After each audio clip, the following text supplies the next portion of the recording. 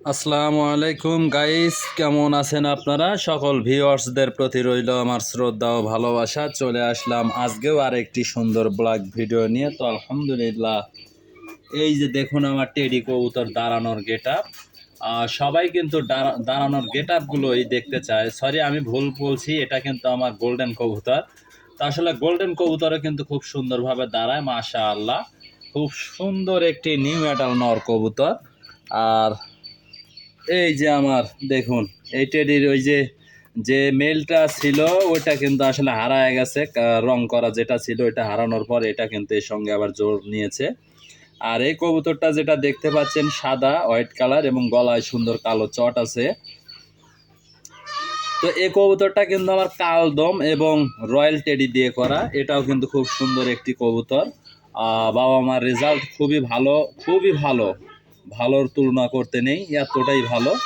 তো যাই হোক, এর সঙ্গে কিন্তু জোড়া আমি রাখবো না, কারণ এর সঙ্গে এর আগে যে কবুতরটা জোড়া ছিল ওদেরই আর একটি বোনকে আমি জোড়া দেবো এর সঙ্গে, কারণ এর রেজাল্টটা ভালো। প্লাস ওতেও আমি কালার ম্যাচিং করবো আর কি।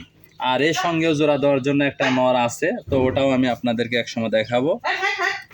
এই যে এখানে কিন্তু গলালাল কবুতর, ওর বেবি ছিল, তো বেবি নিচে নামা দিয়েছি। এই যে এখানে দেখুন তিনটা বেবি, একটা ছিল এখানে, একটা উপরে। তো এখন এখানে এই যে এই পাশের দুইটা বেবি, একটা এখানে এসে রয়েছে, মোটামুটি তিনটা। তো তিন চারটা বেবি এক জায়গাতেই থাকে, এক জায়গাতেই খাচ্ছে।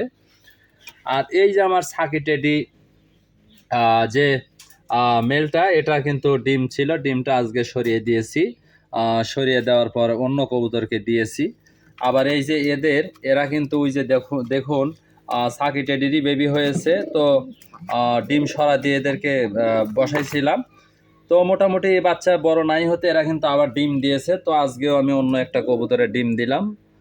মোটামুটি টেডি কবুতরের বাগা টেডি এবং ফখরুল দিয়ে করা যে নর, আর আরেকটি হচ্ছে আপনার তুলো কবুতর। যাই হোক, এদের সঙ্গে জোর দিয়ে জোর দেওয়াতে যে ডিম আসছে ওই ডিমটা এদেরকে দিয়েছি।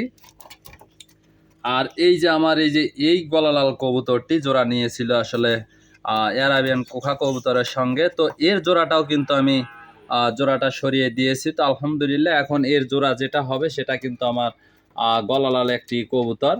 তো মোটামুটি ওটাও নিউ অ্যাডাল কবুতর, এখনো ডিম দেয়নি, মাশাআল্লাহ। সে কবুতরটা হয়তো বাইরে আছে। আর বিশেষ করে এই যে কবুতরগুলো কিন্তু আসলে ঠান্ডা গরম আবহাওয়ার কারণে কবুতরগুলো একটু কেমন যেন হয়ে গেছে। তো সবাই দোয়া করবেন, আর কবুতর প্রেমী যারা আছেন তারা কবুতরের জন্য অবশ্যই কিন্তু যত্ন নেবেন। আবহাওয়াটা খুবই খারাপ, এই আবহাওয়ার মধ্যে আসলে একটু কবুতরের যত্ন না নিলে কিন্তু সমস্যা হয়ে যাবে। তো সবাই ভালো থাকুন, সুস্থ থাকুন। সকলের প্রতি রইল শ্রদ্ধা ও ভালোবাসা।